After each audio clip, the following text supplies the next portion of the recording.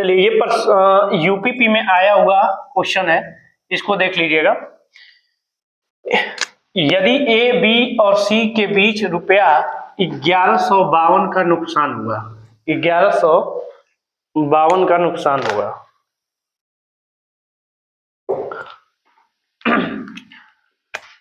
नुकसान किस अनुपात में है जी? 7:8:9 के अनुपात में विभाजित होना चाहिए। तो ए का हिस्सा बताइए, ए का हिस्सा बताइए।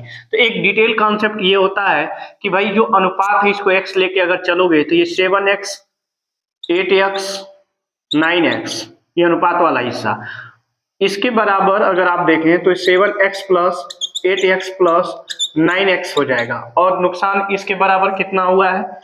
1152 का।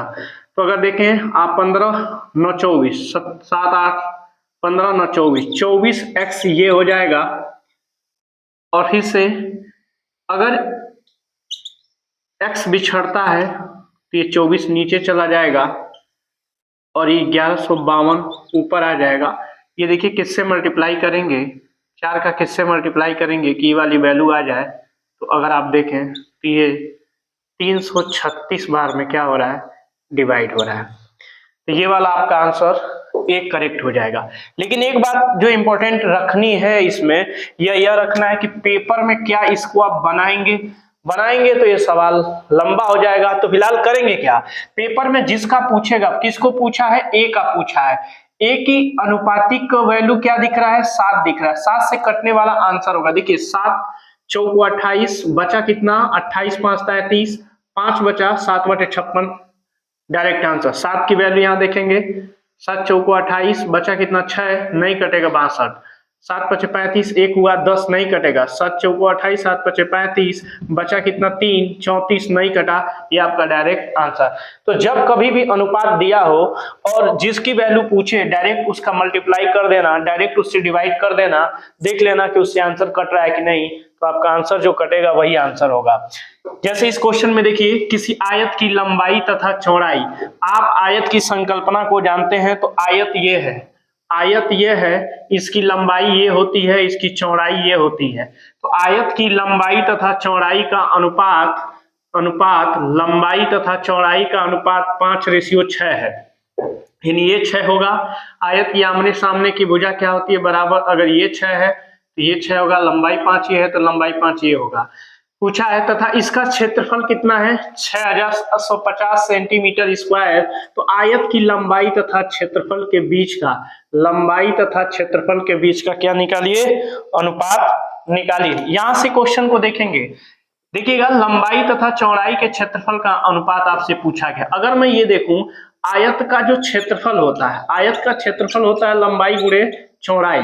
तो अगर आयत का क्षेत्रफल लंबाई गुणे चौड़ाई होता है और यहाँ अनुपात दिया है तो x आपको मानना पड़ेगा। तो 5x इंटू 6x इक्वल कितना दिया है? 6750 स्क्वायर, 6750 दिया है क्षेत्रफल का मान।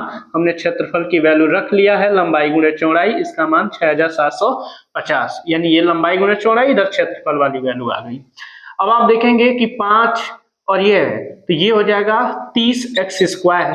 5 6 के 30, x का x में मल्टीप्लाई होगा तो x स्क्वायर बराबर 6750।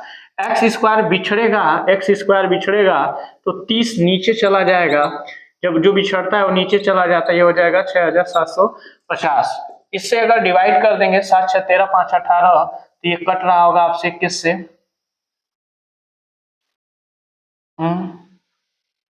इसको डिवाइड करिए, 6 से काटिए, 6 5 30, 6 एक बार में कटा। फिर इसको काटिए, 6 करने 6 एक बार में कटा। फिर ये कितना बचा? 1 15, 6 दूनी 12, 3 बचा, 6 5 30, नीचे 5 है, 5 से इसको काट दीजिए, 5 दूनी 10, 2 5 दूनी 10 और ये कितना हुआ? 5 दूनी 10, फिर कितना बचा? 5, तो ये हो गया 50 25। तो ये आपके पास आया नीचे क्या? 1 और यहाँ क्या आ गया? 225। यानी x स्क्वायर बराबर क्या मिल गया आपको?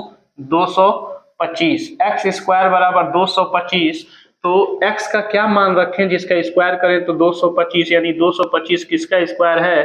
तो 15 का स्क्वायर करने पर आता है 225। यानी x की वैल्यू क्या निकल के आ गई? x की वैल्यू निकल के आ गई 15। अब आपसे पूछा क्या है, लंबाई तथा क्षेत्रफल का अनुपात बताइए। तो यहाँ लंबाई कितना है जी 15, लंबाई है 15, चौड़ाई है कितना 6, तो 15 का गुणा 15 में किया गया है तो ये वाली वैल्यू मिल गई, और 6 का गुणा 15 का गुणा 6 में किया गया है तो ये हो गया 15 छके 90। एक वैल्यू जो आएगी वो आपका क्या आएगा 90 आएगा। अब आपको डायरेक्ट ये चीज समझना था, ये चीज समझना था कि ये क्या है, लंबाई और चौड़ाई। ये जो होता है एरिया का फार्मूला होता है क्या, लंबाई गुणे चौड़ाई। तो ये है 5 छके 30, 5 गुणे 6 यानी 30 जो आएगा, 30 से कटने वाला आंसर कहाँ था, यहाँ नहीं था, यहाँ नहीं था, यहाँ नहीं था, सीधे यहाँ था।